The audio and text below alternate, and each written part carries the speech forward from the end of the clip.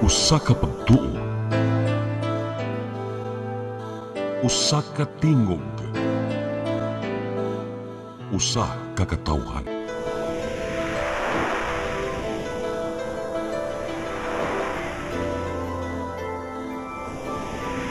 Cebu Catholic Television Network.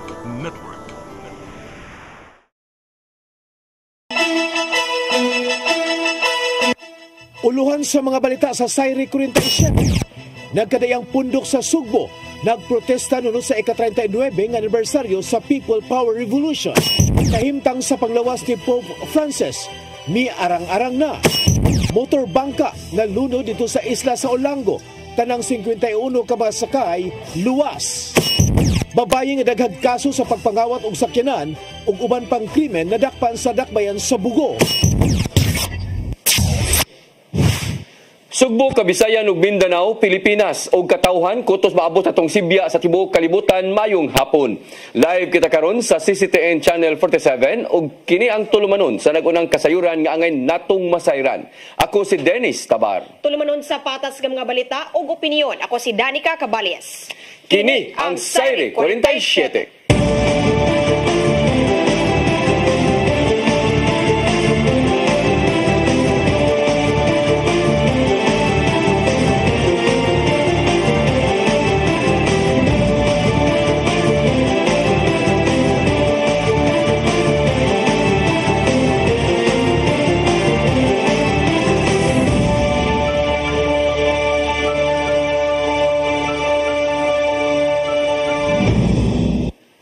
O karon sa kumpletong detalye sa atong mga balita, managlahing pundok sa Sugbo nagprotesta subay sa paghandom sa ika-39 nga anibersaryo sa People Power Revolution.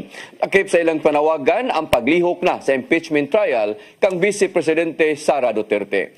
Ang kasayuran ihatod ni Gian Navarro.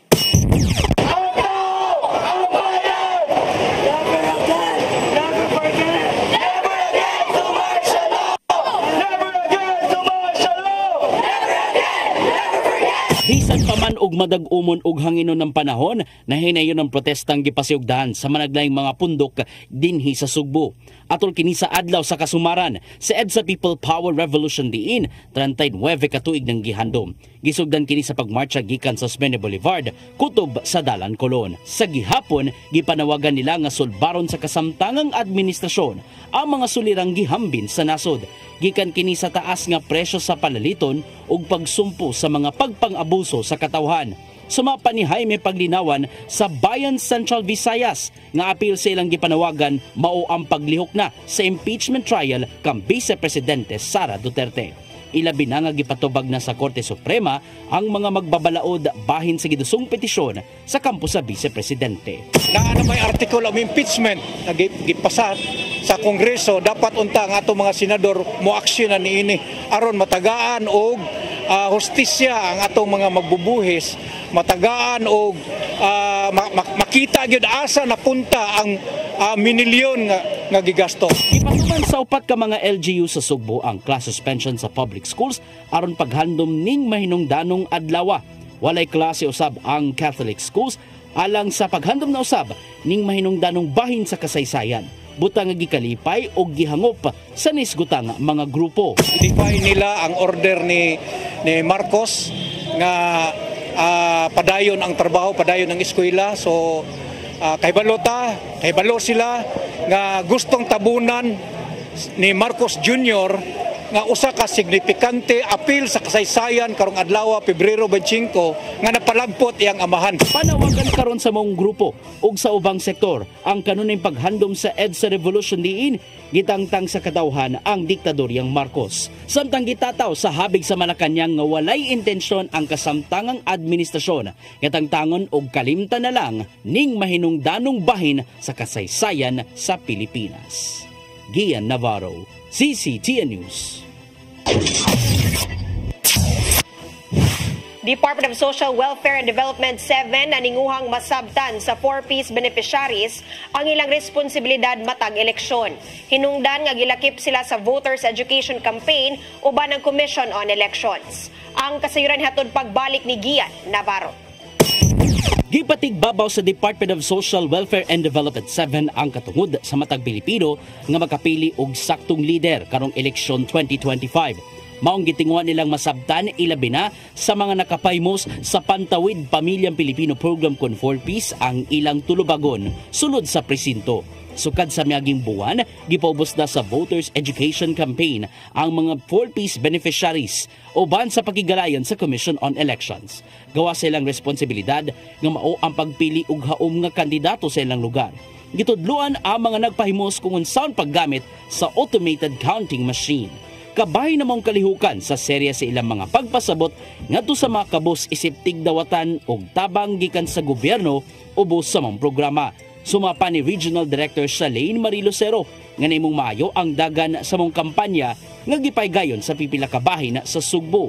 I think the other important thing about the education there is katong yung pag-emphasize sa pag-exercise sa ilahang katungod sa pagbutang, pagpili sa insaktong kandidato, ug dili dapat sila mahadlok nga moadto sa pagbutar o pagpili because it is the right and that they deserve to be in 4-piece because they are qualified to be in 4-piece. Gitanong sa Lucero nga walay labot sa pagpatuman sa programang 4-piece ang mga politiko.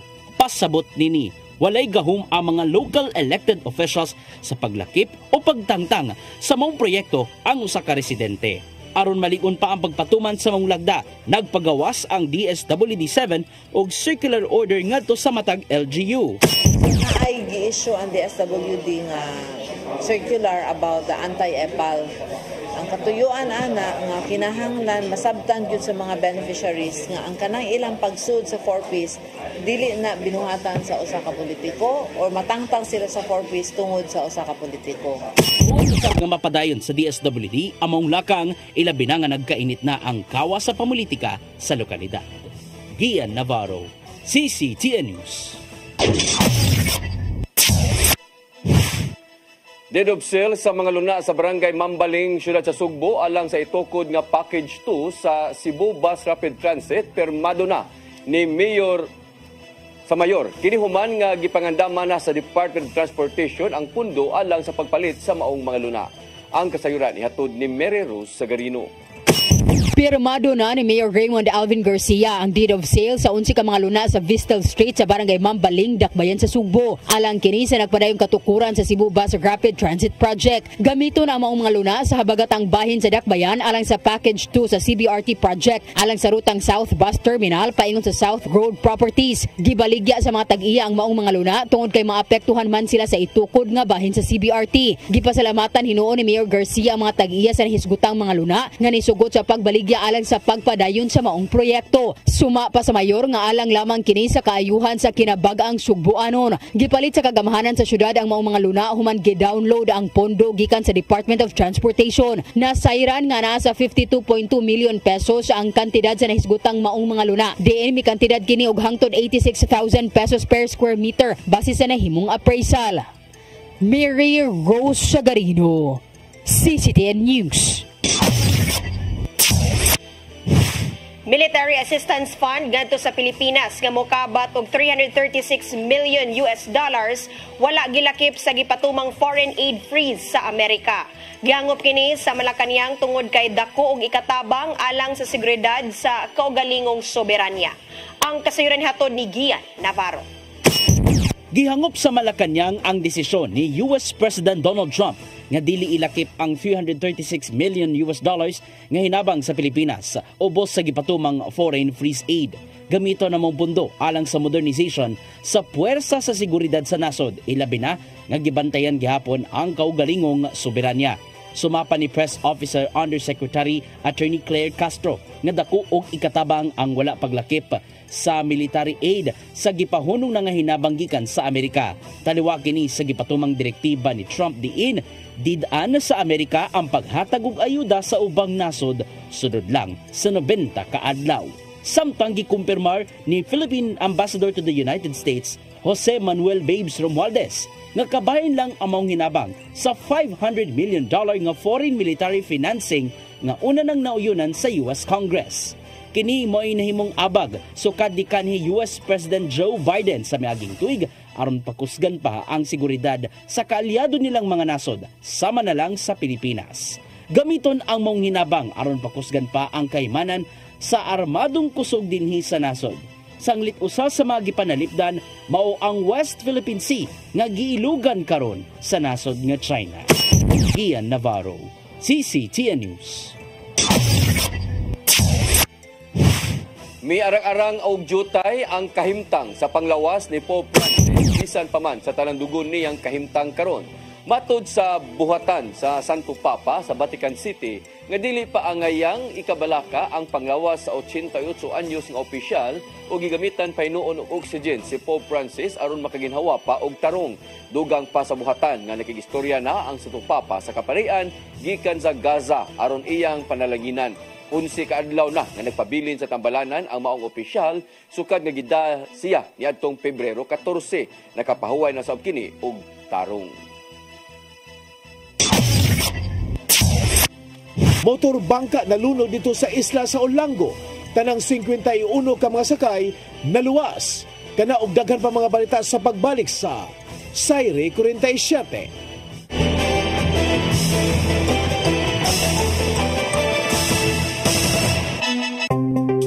Discover the beauty of the Philippines.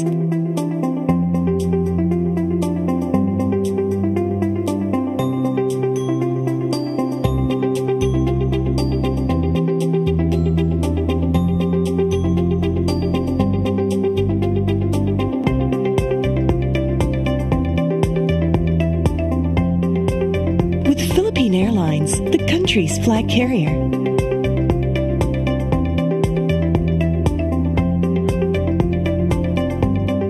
The airline that lets you feel the warmth of the nation.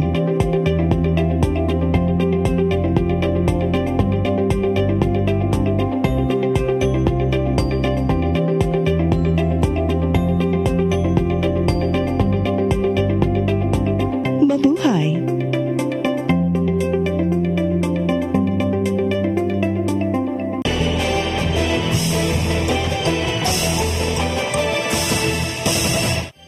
Balik sa ato mga balita, usa ka motor bangka nalunod kaganinang buntag sa kadagatan duol sa barangay Kauoy, lungsod sa Olango Island sa dakbayan sa Lapu-Lapu. Hinuon luwas ra ang 51 ka mga sakay niini. Gituhoan nga subrara ang mga pasahero sa maong motor bangka.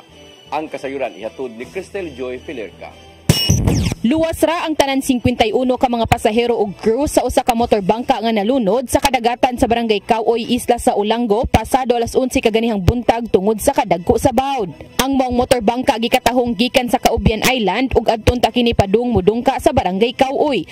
Usa ka sakay niini ang nakapost sa social media nga nangayo og tabang. Hinungdan nga dali kining naabot sa mga otoridad ug napadad-an og rescue. Daling ni responde ang Philippine Coast Guard ug Lapu-Lapu City Disaster Risk Reduction and Management Office. Apan samtang wa pa naabot ang mga otoridad, una nang nakaresponde kanila mao sila si John Carlo Ocampo, John Ril Ocampo ug Christian Gasta. Matod ni John Carlo nga medyo distansya pagikan sa baybayon ang mong bangka, apan nakita na nila nga palubog na kini, hinungdan nga dali kini nilang gi-rescue. Rescue mo ba kay naloy ko niyo kay layo kayo na. Loud kayo mo, tungas loud. Nadako po yung bawad mo. Pag-abot nila sa mong dapit, nalunod na gyud ang mong bangka. Sigun pa nilang daghan ang mga bata og tigulang nga sakay niini nga mo'y una nilang gipang rescue. Dali usab nga nakapadaog tulo ka mga bangka si Kapitan Rolando Amorin sa Kauoy aron motabang sa pag-rescue. Human sila na rescue, gidala ang mga nangalunod sa Santa Rosa Hospital. Apan kasamtangan ng anaa sila sa Mini Hoops Dome sa Olango Island ug giatiman na sa CDRRMO. Cristel Joy Filerca, CCTN News. Ordinansahong magtaniyag sa laing hugna sa amnestiya sa mga na-impound gasakyanan sa Mandaue napasar sa first reading ato sa session sa Konseho. Moabot sa kapin 1,000 kasakyanan ang natino nga ipaubos sa amnestiya. Ang kasayuran hatod ni Mary Rose Sagarino. Moabot sa kapin 1,004 ka mga na-impound nga sakyanan ang ipaubos sa amnestiya sa Traffic Enforcement Agency of Mandawi Kuntim. Sagad niini mga motorsiklo og na-impound gikan sa tuig 2019 hangtod sa tuig 2023. Sa amnesty program ang mga tag-iya og sakyanan mobayad lang og 1,000 ka pesos alang sa ilang storage fee. Apan kinahanglan gihapon mobayad sa ilang traffic violation. Ang ordinansahon kabahin niini napasar sa first reading sa sesyon sa konseho kagahapon. Ang ordinansahon gipasa na sa Committee on Laws and Ordinances o gibalik sa konseho alang sa ikaduha o ikatulo nga pagbasa. Gibana-bana nga mapatuman ang laing hugna sa amnestiya karong Abril. At least maayo ni nakapaybaw ta og sayo sa mga kuan ingtungdan kay aron makaandam sila. Pero kuan 1,000 na lang ilang bayranan pero mobayad pa sila sa ilang mga violation. Tinguha nga makuhaan ang napuno nga impounding area sa team ngadto sa karaan nga pampublikong merkado.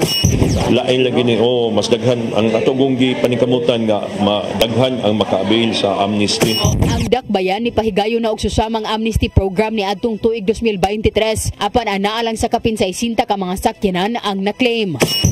Mary Rose Sagarino, CCTN News. Napo gikan sa 31 ka mga sakop sa Traffic Enforcement Agency of Mandawi Kuntim nakapasar sa eksaminasyon sa LTO. Kini aron hingpit na silang ma-deputize o maka-issue na kini og temporary operators permit. Ang kasayuran ihatod pagbalik ni Mary Rose Sagarino. Gipagawas na sa Land Transportation Office ang resulta sa Deputation Training Workshop Written Examination sa sakop sa Traffic Enforcement Agency of Mandawi Kuntim. Sa 31 ka mga traffic enforcers na po ang nakapasar kanila. Mao kini sila ang mga nakapasar upat kanila ang mga regular nga empleyado ug unom ang job order. Gikalipay kini sa team nga makatabang sa pagdisiplina sa mga badlungon nga motorista. Ang pagpasar sa exam mao ang labing rekisito sa aron ma-deputize sila sa LTO nga maka-issue og temporary operators permit kun TOP. Kita mo ginato gyud nga bisan tuod no nga ginaingon nila no ginahimo nila ang Mandawi as kanang LGU model no when it comes to traffic management, pero makita jud gihapon nato nga doon na gyud gihapon mga traffic violators, in fact some of which are habitual offenders no. So mao na atong ipaabot sa nga mensahe nga doon na unya mi TOP nga giandam. Sugod sunod buwan human sa pagpasa og medical exam, deputize na ang mga traffic enforcers. For now, ang akong kuan lang is as is sila sa ilang areas kay mostly man sa gud anay gud kining mga supervisors, mga riders. So they're all around the area. Magtuyok ni sila. Giklaro ni Rituya nga ang mga deputized nga enforcers dili mamahimong maka-issue og citation ticket og TOP alang sa samang kalapasan. Ang citation ticket sa Mandawi nagkantidad og 500 pesos ngadto sa 5,000 pesos depende sa kalapasan sa lagda sa trapiko. Samtang kung TOP sa LTO, ang penalty ana sa 2,000 ngadto sa 10,000 pesos. Mary Rose Sagarino, CCTN News. Nipahigayon ng mga doktor sa Mandawi City Health Department og symposium nga nagtutok sa kahimsog sa panglawas sa kabatan-unan. Sa Pagna National High School, uwahing gipahigayon ang symposium. Mitudlo mahitungod sa sex education ug paglikay sa teenage pregnancy. Sa niaging report matud sa Health Office nga nagkabata ang mga namabdos sa Mandawi nag-edad og 13 anyos. Ang kalihukan nagtumong sa paghatag og kaalam sa mga estudyante sa mahinungdanon nga kasayuran kabahin sa panlawas. Gawa sa sex education, giisgutan usab ang mental health.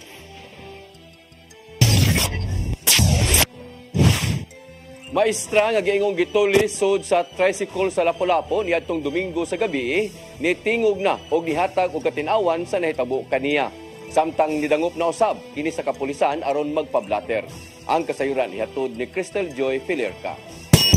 Mihatag og katin-awan ang usa ka 41 anyos nga maestrang babay nga giingong gitulis samtang nagsakay og tricycle padung unta sa iyang eskwelahan sa barangay Gunob, Dakbayan sa Lapu-Lapu ni adtong Domingo pasado alas 6 sa gabi. Matod niyang sa iyang pagsakay sa Esquina Mergen adunay nikalit lang usab ni sakay nga lalaking nagpanuigon og mga 20 anyos ug aduna kini patik sa lawas. Samtang nagdagan ang tricycle wa nagtingog ang iyang tupad nga lalaki apan nagsigi kini og sinyas nga mangayo og kwarta samtang nagkupot usab og mahait nga butang nga mao iyang gikahadlukan.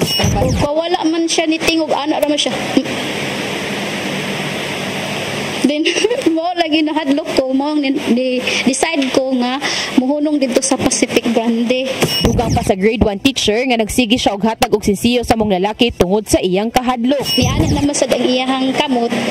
Gihatag nako ang 5 pesos, then gihatag na kong plate sa driver, then dayon ko naog, pero nag-anticipate ko nga lahi to nga movement sa kabataan. So sa akong kahadlok nihangyo gyud ko dito sa guard sa Pacific Grande nga mulingkod sa ko kay katumbahon ko sa akong kahadlok. Kaganihang buntag nidangop na sa Lapu-Lapu City Police Station 3 ang mong maestra aron magpa-blotter sa nahitabo kaniya. Sigun pa niyang dili siya active sa social media, mao wa siya makahibaw nga gipost na day siya online nga mo'y hinungdan nga nakaabot usab sa kapulisan ang nahitabo kaniya. Dugang pa niya nga ang iyang pagdangop sa kapulisan aron lang kini nga adunay blotter ang nahitabo kaniya, apan wa na siya magdahom nga masakpan pa ang mga lalaki tungod kay wa na siya makainumdum sa nawng niini.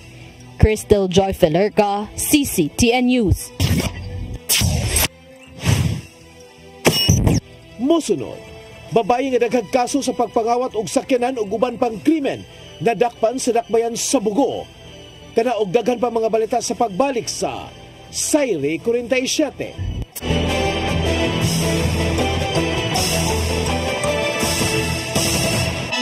Kaiba sa mga politiko, matagal lang ginagawa ni Ariel Querubin ang ipaglaban tayo. Kahit sariling buhay inaalay. Ngayon, iba ang laban.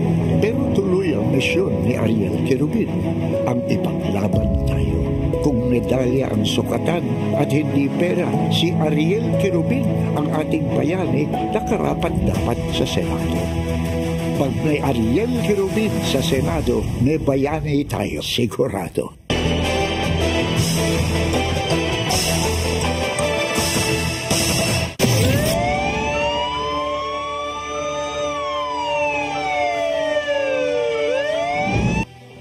Balik sa atong mga balita, babae nga nalambigit sa daghang kaso sa pagpangawat og sakyanan ug uban pang krimen nadakpan sa Highway Patrol Group 7 dito sa dakbayan sa Bugo.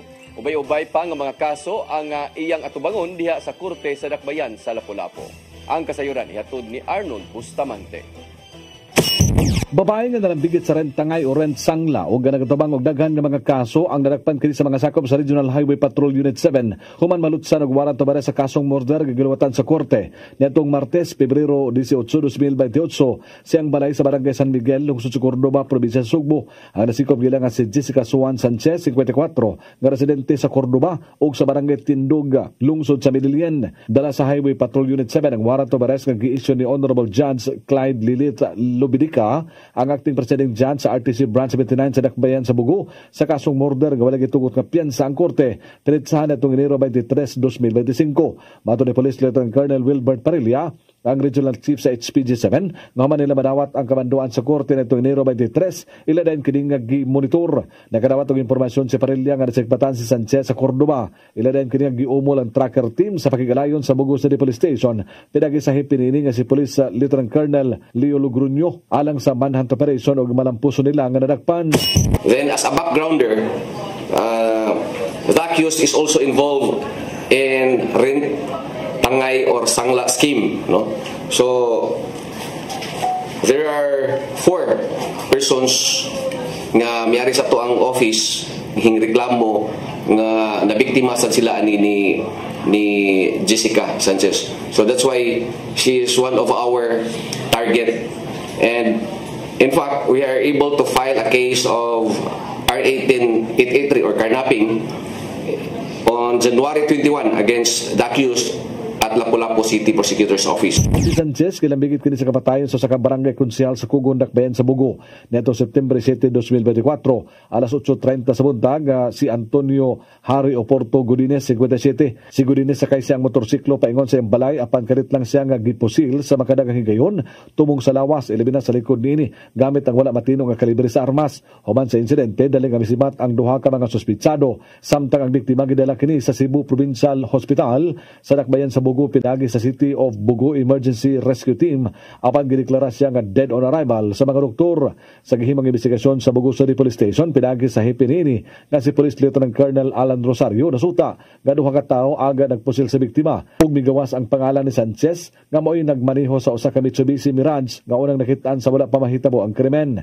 Gila usab sa kapulisan ang gunman nga si Darwin Liniso nga taga barangay San Miguel lungsod sa Cordova usa ka jando sa pagsubay sa mga kuha sa CCTV footage sa wala pa mahitabo ang pagpamusil nakita nila sa Sanchez nga sakay sa usa ka Mitsubishi Mirage nga gimaneho ni Liniso ug mikanaog kini aron na moangka sa motorsiklo nga may misunod si biktima paingon silang balay. Gipasakaan din nila og kaso ngadto sa Korte sa Dakbayan sa Bugo ang tulo sa kasong murder. Pagka September 10, 2024 alas 10 sa gabi nadakpan usab si Sanchez sa Bugo City Police Station sa balay nini sa barangay Pandan pinasikat sa warrant of arrest sa kasong illegal recruitment kagiso ni Judge Mariam Guzon Bien sa RTC NCR branch 153 sa Dakbayan sa Taguig kadto ni piyansa nga 120,000 pesos. Bidog ang si Parilla nga daghan pa nga mga kaso ang gitabang ni Sanchez gani niadto lang Enero 21, 2025. Gipasakaan nila kini karnaping dito sa Dakbayan sa Lapu-Lapu tungod sa kadaghan sa mga kaso nga gitabang ni Sanchez. Gituwaan ni Parilla nga dako na ang grupo niini nga naglihok sa tibok Pilipinas nga mao karon ang ilang gipang subay sa to ang based sa to ang assessment doon na naging sila grupo considering sa kadaghan sa biktima napatay lain nga mga victim nga wala pa ka file og kaso but again the name of Jessica was brought out as the one nga nagbiktima nila with the same scheme. Turnover na sa kapulisan ng mga akusado sa korte nga may nag-isyo sa warrant of arrest ug nagpaabot pang HPG-7 nga doon na pailaing mga kaso ang isang at batok niini. Arnold Bustamante, CCTV News. Kapin 30 milyones pesos nga balor sa illegal nga drogas ang nasakmit sa kapulisan sa Central Visayas. Sunod lang sa 72 oras nga operation og miresulta sa pagkasikop sa 182 ka drug suspect. Ang subsub nga anti-criminality campaign gisugdan sa Pebrero 21 hangtod 23. Diin nakahimo og 163 ka operasyon. Ang labing dako nga nasakmit sa PRO7 ang balor nga 20.4 million pesos nga shabu sa Purok 1, Barangay Poblasyon, lungsod sa Panglao, lalawigan sa Bohol. Mato di Police Brigadier General Redrico Maranan, hepe sa kapulisan sa Central Visayas, kini resulta sa ilang walay hunong nga kampanya ug sa ilang commitment alang sa seguridad sa publiko.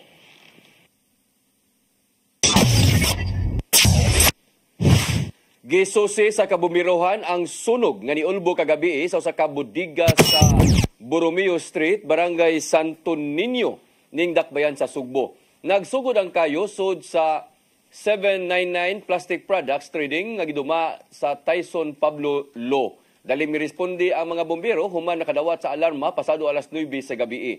Moabot sa 31 ka mga fire truck ang nitubag diyang gisaka kini sa kabomberohan sa first alarm. Napaong hinuon kini pasado alas 12 sa kadlawon human nga dulan sa 3 ka oras nga pagkumbate sa kabomberohan sa dakong kayo. Moabot usab sa 930,000 ka pesos ang gibilin nga danyos.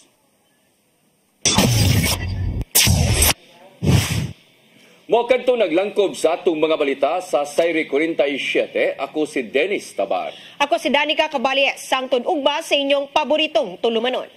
Sayre 47.